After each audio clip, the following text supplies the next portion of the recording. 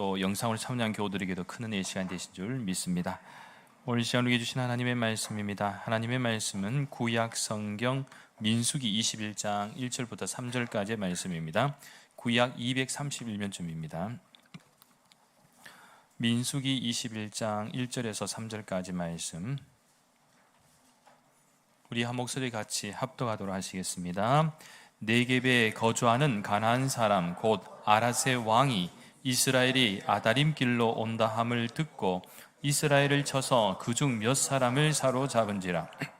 이스라엘이 여호와께 서원하여 이르되 주께서 만일 이 백성을 내 손에 넘기시면 내가 그들의 성읍을 다 멸하리이다.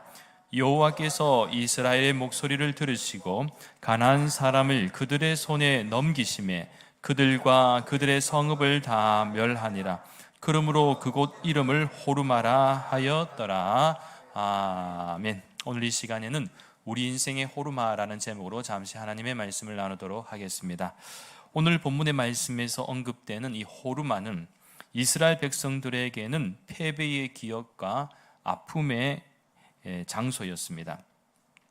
그 이야기는 오늘 본문 앞에 민수기 13장과 14장에 걸쳐서 발견할 수가 있습니다. 이 모세는 광야에서 이 가나안 땅을 향해서 12명의 정탐꾼을 보냈습니다. 이 부분은 이제 이스라엘 백성들이 초기 광야 생활 가운데 초창기입니다. 초창기 때 이를 먼저 시행을 했는데 이 정탐에서 돌아온 뒤에 문제는 이 보고가 하나로 일치가 되지 않고 부정적인 보고와 긍정적인 보고로 나누게 되죠.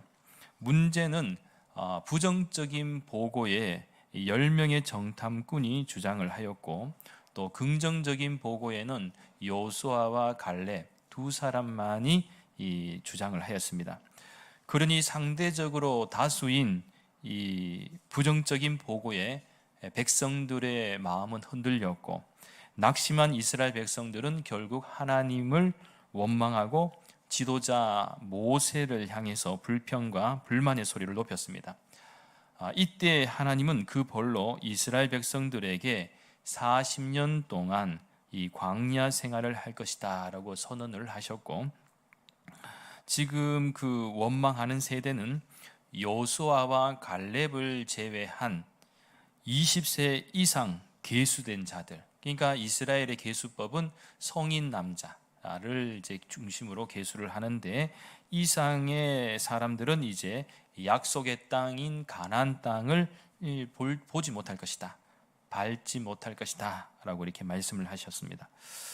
그제야 위기감을 느낀 출애굽 1세대들은 이 가나안 땅을 정복하기 위해서 이제 무모하게 전쟁을 시도하게 되는데, 그 대상은 아말렉과 가나안 사람들이었습니다.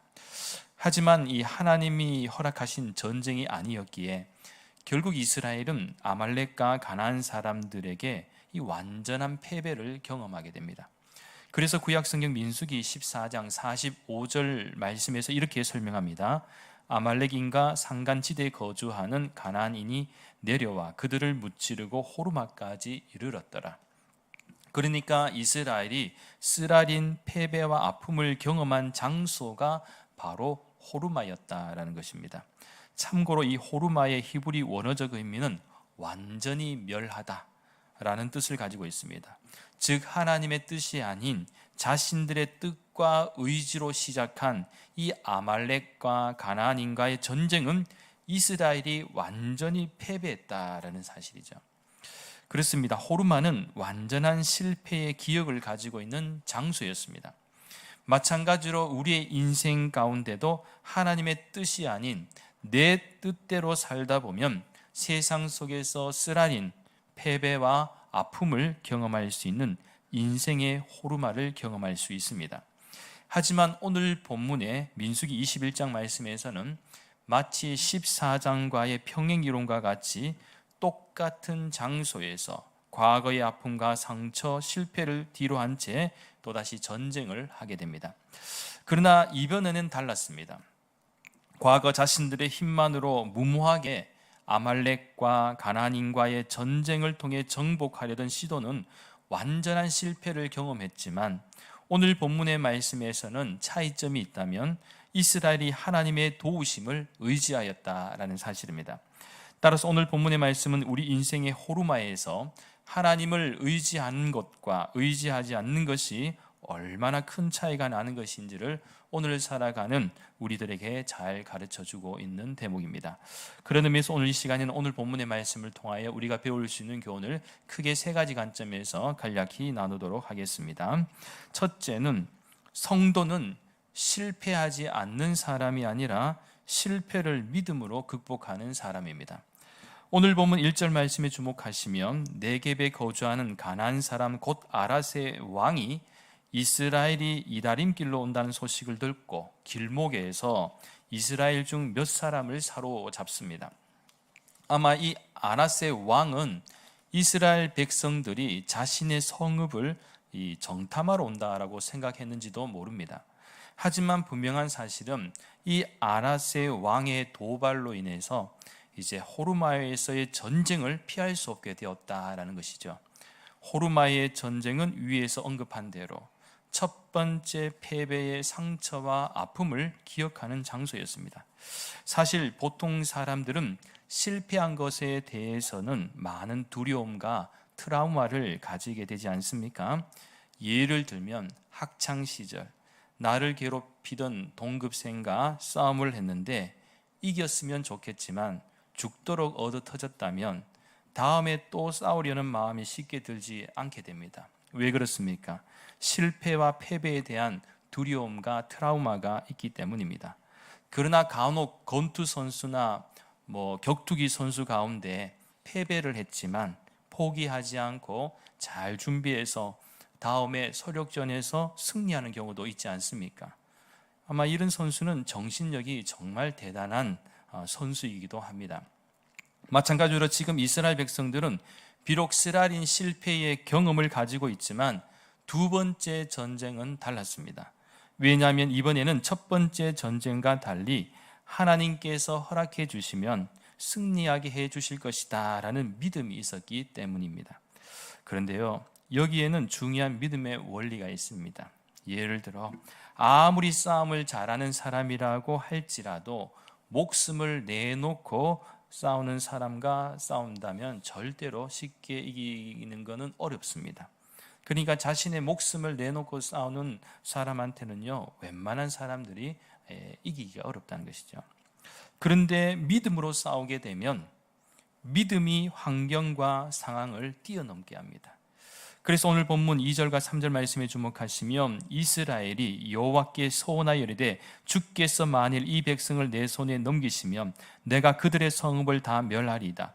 여호와께서 이스라엘의 목소리를 들으시고 가나안 사람을 그들의 손에 넘기심에 그들과 그들의 성읍을 다 멸하니라. 그러므로 그곳 이름을 호르마라 하였더라. 이렇게 설명하고 있는데 이스라엘 백성들은 믿음으로 하나님께 소원하게 됩니다. 그리고 호르마에서의 전쟁을 승리케 하실 것을 믿게 되죠.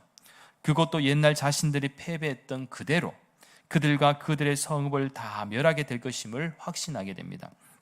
결국 이러한 확신과 믿음은 하나님께서 이스라엘의 목소리를 들으시고 가나안 사람을 이스라엘 백성들의 손에 넘겨주셨다라는 것입니다.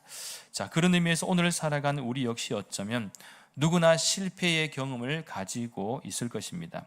특별히 지금까지 지난 시간들을 돌아보면 세상 속에서 하나님의 뜻과 달리 내 뜻대로 살아가려 하다가 겪은 실패의 경험들도 있을 것입니다. 무엇보다 믿는 성도라고 하지만 정말 결정적이고 중요한 순간에 이 과거 이스라엘이 가나안 정탐을 마친 이 12명의 보고 가운데 부정적인 보고에 흔들렸던 것처럼 우리 역시 하나님을 전적으로 신뢰하지 못하고 우리 스스로 무너졌던 기억도 있을 것입니다. 물론 그럴 수 있습니다. 그러나 실패의 경험을 교훈 삼아 잘 기억도 해야 하겠지만 실수는 반복하지 않는 것이 좋습니다. 오히려 지금 이스라엘은 그들의 과거의 실패를 하나님께 대한 믿음으로 다시 극복하고 있습니다. 그렇기에 오늘을 살아가는 우리 역시 성도는 실패하지 않는 사람이 아니라 실패를 믿음으로 극복하는 사람임을 꼭 기억하시기 바랍니다. 사실 믿는 성도라고 해서 세상 사람들과 별다른 점이 있는 것은 아닙니다. 세상 사람들처럼 우리에게도 똑같이 걱정하고 두려워하는 마음도 있고요, 연약한 마음도 있습니다. 그래서 언제든지 실패할 수 있는 가능성도 항상 열려 있습니다. 그러나 진정한 실패에서 승리하는 삶은 그 실패의 자리에 머물러 있지 않고 믿음으로 그 실패를 극복한다라는 것입니다. 그럴 때 실패의 자리가 새로운 도전과 함께 승리의 장소가 될 줄 믿습니다. 신약성경 요한일서 5장 4절의 말씀입니다. 무릇 하나님께로부터 난 자마다 세상을 이기느니라. 세상을 이기는 승리는 이것이니 우리의 믿음이니라. 사도 요한의 말씀처럼 세상을 이기는 승리는 바로 우리의 믿음임을 믿습니다. 바로 저는 올 한 해 우리에게 여전히 우리 인생에 호르마가 있겠지만 더 이상 실패의 장소가 아니라 믿음으로 실패를 극복하는 장소가 될 수 있기를 간절히 소망합니다. 둘째는 우리는 멈출 때와 행할 때를 알아야 합니다. 오늘 본문 2절 말씀에 주목하시면 아라세 왕의 기습을 받아 이스라엘 백성 중 몇 사람이 포로로 잡혔을 때 이스라엘은 전쟁을 포기한 것이 아니라 오히려 전쟁을 함으로써 그 성읍을 다 멸해버릴 것을 하나님께 서원하고 있습니다. 여기서 잠시 참고할 부분은 이 바로 앞에 민수기 20장 14절부터 21절까지의 말씀인데요, 읽지는 않겠습니다만 간단하게 설명드리면, 이 앞에서는 이스라엘이 에돔 땅을 통과하려고 할 때 에돔 왕이 거절하는 장면이 소개됩니다. 이때 이스라엘의 모습은 전쟁을 하려 하지 않고 우회하기로 결정을 합니다. 그런데 지금은 이 아라세 왕과 전쟁을 하려고 합니다. 그렇다면 이유가 무엇일까요? 아마 여기에는 여러 가지 이유가 있겠지만 가장 핵심적인 이유는 이 에돔의 경우는 역사적으로 볼 때 에서의 후손이지 않습니까? 이스라엘 같은 경우에는 야곱의 후손이죠. 그렇다면 형제의 나라가 됩니다. 그런 이유도 있었겠지만 그보다 더 중요한 것은 하나님이 허락하신 약속의 땅이 아니었기에, 에돔은 하나님이 허락하신 약속의 땅이 아니었기에 굳이 싸움을 할 이유가 없었습니다. 그러나 아라세 왕이 있는 이 가나안은 하나님이 허락하신 약속의 땅이기 때문에 전쟁을 해야 할 이유가 있다라는 것입니다. 따라서 이스라엘은 때를 따라 대처를 달리하는 원칙이 있었습니다. 그리고 이 원칙들은 무엇보다도 하나님의 뜻에 따라 절대적인 영향을 받았습니다. 즉 이스라엘은 하나님의 때와 뜻을 따라 행동한 것이죠. 마찬가지로 오늘 살아가는 우리 시대 성도의 믿음과 삶도 그러합니다. 즉 성도 역시 하나님의 뜻과 때를 따라 멈출 때와 행할 때를 잘 알아야 합니다. 그래서 예전에 제가 한번 언급한 적이 있는데 못 들으셨거나 또 모르시는 분들을 위해서 한 번만 더 언급해 드리자면, 우리는 이 고스톱을 잘해야 됩니다. 고스톱 착착착 잘해야 됩니다. 고스톱. 즉 주님이 가라고 이 고로 고 하시면은 우리는 고 해야 됩니다. 주님이 스탑 멈추라고 하시면 우리는 스탑을 해야 합니다. 그래서 저는 이것을 고스톱 신앙이라고. 고스톱 신앙. 착착착. 주님이 가라고 하면 가고 멈추라 하면 멈추는 고스톱. 문제는 고 해야 하는데 스탑하고, 또 스탑해야 하는데 고하면 하나님께 불순종하는 죄를 짓게 되고 문제가 생기게 됩니다. 그런 의미에서 하나님의 뜻은 분명합니다. 악을 멀리하고 선을 가까이 하라. 그리고 하나님의 말씀에 순종하라는 것이죠. 그런 의미에서 하나님의 말씀이 성경의 위대함은요, 제가 누누이 강조하는 것이 이 완전한 사람들의 이야기가 아니다는 것. 성경 속에 등장하는 사람들 하나같이 죄가 많고 부족하지 않습니다. 얼마나 실수투성입니까? 믿음의 조상인 아브라함도 실수투성이의 사람이었습니다. 그리고 이 야곱과 같은 경우도 얼마나 연약한 사람이었습니까?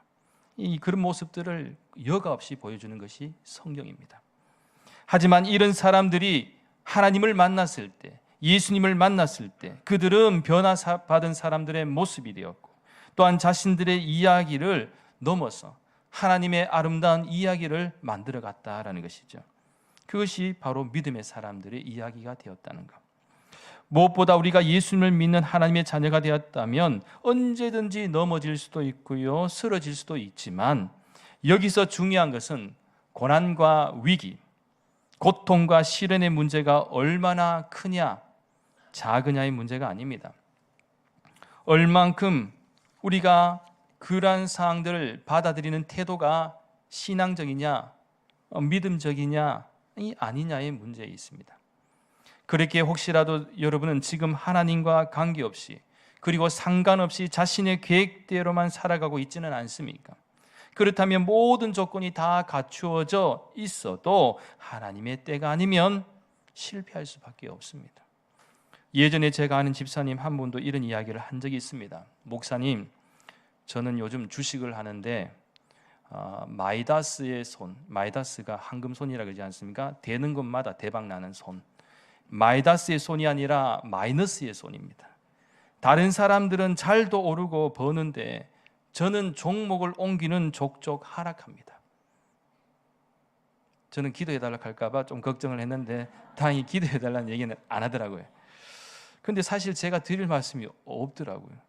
주식을 안 해보니까 뭐 마이너스라는 건 알겠는데 그냥 웃으면서 그 순간을 넘겼지만 속으로는 집사님이 때를 잘 못 맞추는가 보다 그러면서 그렇게 생각할 수밖에 없었죠.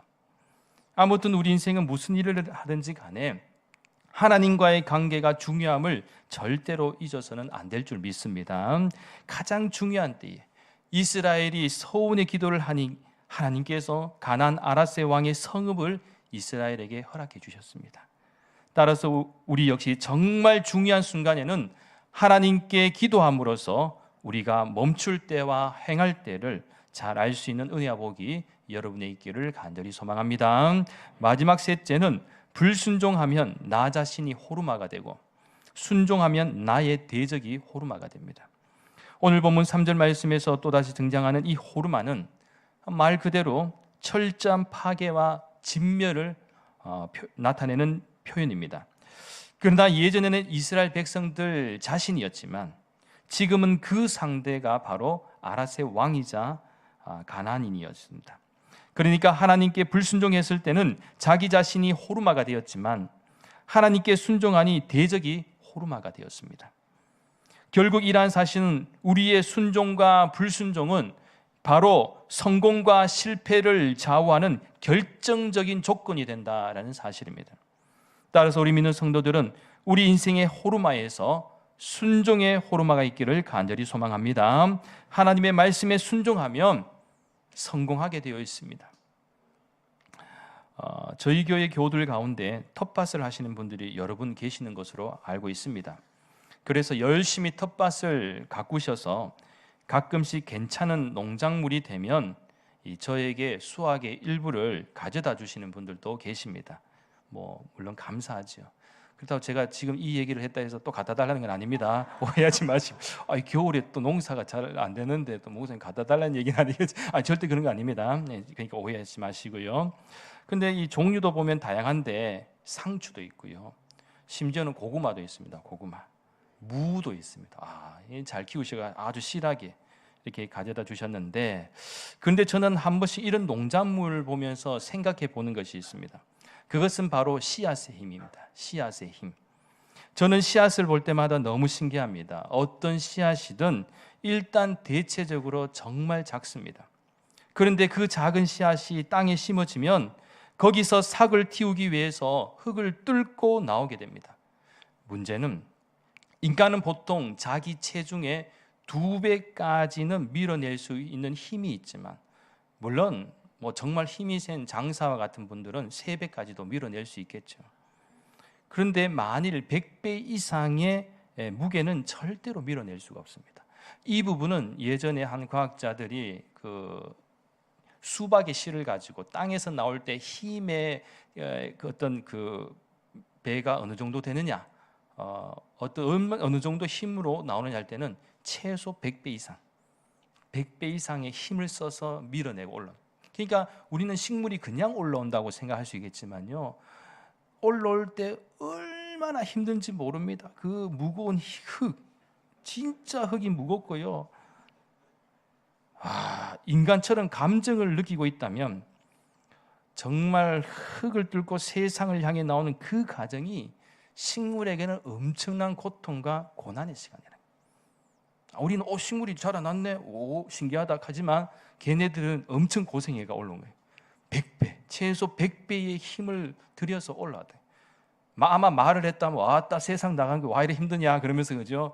온통, 그죠? 야, 이거 나가다 차라리 그냥 나가지 말까 할 정도로 얼마나 힘들었겠습니까? 그런데 식물은 이렇게 흙을 뚫고 나왔다는 거예요. 그러면서 저는 식물의 위대함을 깨닫게 되었습니다. 마찬가지로 하나님께서는 우리 믿는 성도들에게도 씨앗을 심어주셨습니다. 그리고 그 씨앗은 하나님께서 어디에서 우리가 삭뜨게 했느냐? 바로 우리의 심령 가운데 씨앗을 주셨다는 것이죠. 그것은 바로 말씀의 씨앗입니다. 하나님은 날마다 우리에게 말씀의 씨앗을 주십니다. 그렇게 우리가 만일 이 말씀의 씨앗을 잘 사기트게 하면 우리의 신앙도 잘 성장하게 되어 있습니다. 믿음이 자라고 하나님 말씀에 순종하게 되며 나아가 세상의 그 어떤 유혹과 시험 앞에서도 실패하지 않게 됩니다. 따라서 우리가 하나님의 말씀에 잘 순종하게 되면 하나님이 주시는 은혜와 복을 충만하게 누리게 되겠지만, 불순종하게 된다면 하나님의 심판을 피할 수 없다라는 것. 그렇게 하나님께서 이끄시는 매일의 삶의 사건들 속에서 아무리 내게 좋아 보이고 욕심이 생기는 그 어떤 것이라도 만일 하나님께서 원하시지 않는 것이라면 우리는 과감히 버릴 줄 알아야 합니다. 그러니까 결국 호르마는 내 것을 버리고 하나님의 것으로 채우면 살게 되는 장소이다. 바라오긴 오늘 주신 말씀 3가지. 우리 인생에도 호르마가 있는데, 성도는 실패하지 않는 사람이 아니라 실패를 믿음으로 극복하는 사람이라는 사실과 멈출 때와 행할 때를 알아야 한다는 것. 나아가 불순종하면 나 자신 호르마가 되고 순종하면 나의 대적이 호르마가 된다는 사실을 꼭 기억하시면서 올 한 해는 하나님의 말씀에 잘 순종하면서 삶 속에서 실패가 아니라 완전한 승리를 이룰 수 있는 복된 한 해가 될 수 있기를 예수님의 이름으로 간절히 축원합니다. 기도드리겠습니다. 거룩하신 하나님, 우리 인생에도 호르마가 있음을 기억하며 때로는 저희들이 이 세상 속에서 살아가는 동안 쓰라린 실패와 상처와 아픔의 호르마가 있겠지만, 성도는 실패하지 않는 사람이 아니라 실패를 믿음으로 극복하는 사람임을 기억하게 하여 주시옵소서. 또한 날마다 하나님 앞에서 멈출 때와 행할 때를 알게 해 주시고, 나아가 불순종하면 나 자신 호르마가 되고 순종하면 나의 대적이 호르마가 됨을 기억하며 매 순간 주님의 말씀 앞에 순종하는 복된 인생이 되게 하여 주시옵소서. 감사드리며 모든 말씀 거룩하신 예수님의 이름으로 간절히 기도하옵나이다. 아멘.